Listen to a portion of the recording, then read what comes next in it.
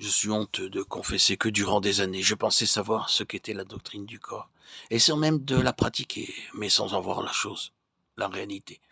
Lire un guide de voyage au sujet de Londres ne remplacera jamais une visite dans cette ville.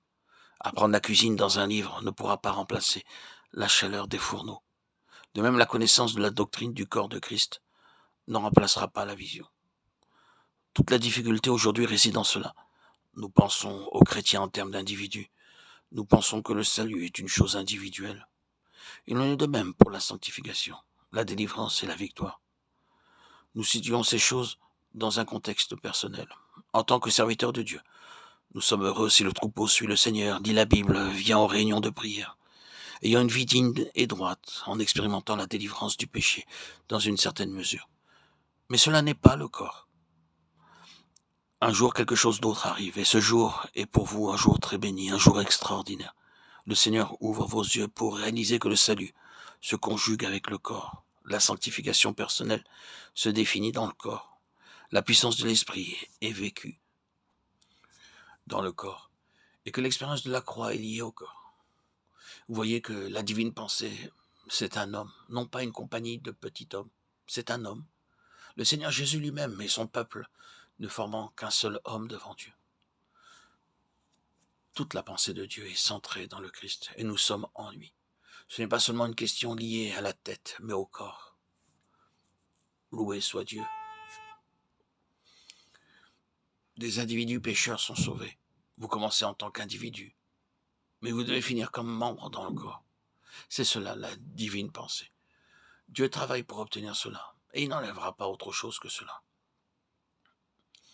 La croix est pour cela, pour ce corps corporatif de Christ, corporatif, pour cet homme nouveau, incluant tous ceux qui sont dans le Seigneur.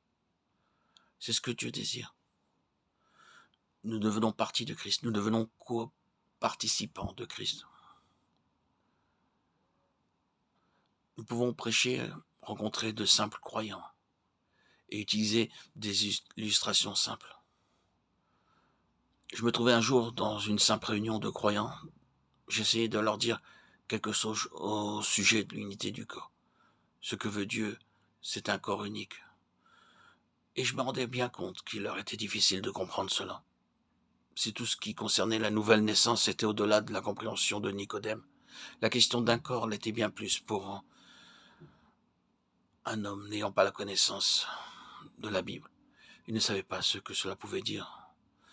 Nous ne sommes pas tous un, nous sommes des individus. Comment pouvons-nous être un? J'ai beaucoup prié à ce sujet. Seigneur, tu dois me donner quelque chose pour que ces gens puissent voir qu'ils sont un. Un dimanche matin, nous avons partagé le repas du Seigneur. Je leur ai dit, frère, avant de rompre le pain, je vous demande de regarder attentivement à ce pain. Ils ne savaient pas où je voulais en venir, mais ils regardaient tous très attentivement.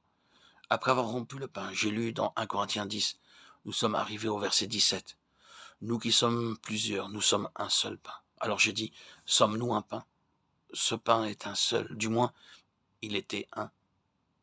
Mais est-il un maintenant? Il est encore un seulement, cet unique pain se trouve maintenant éparse en différentes portions. Si vous pouviez les mettre de nouveau ensemble, ils seraient de nouveau un, car ces morceaux font partie d'un seul pain. Vous ne pouvez pas dire qu'il y a deux pains. Vous pouvez le briser en 1000 morceaux, mais ce sera toujours un seul pain.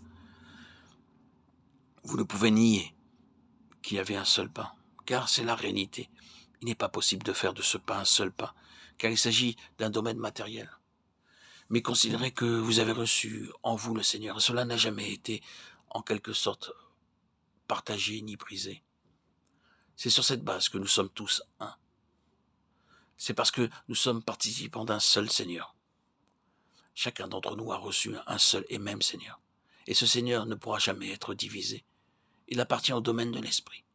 Vous pouvez rompre le pain, mais vous ne pouvez pas diviser le Seigneur. C'est pourquoi nous sommes un.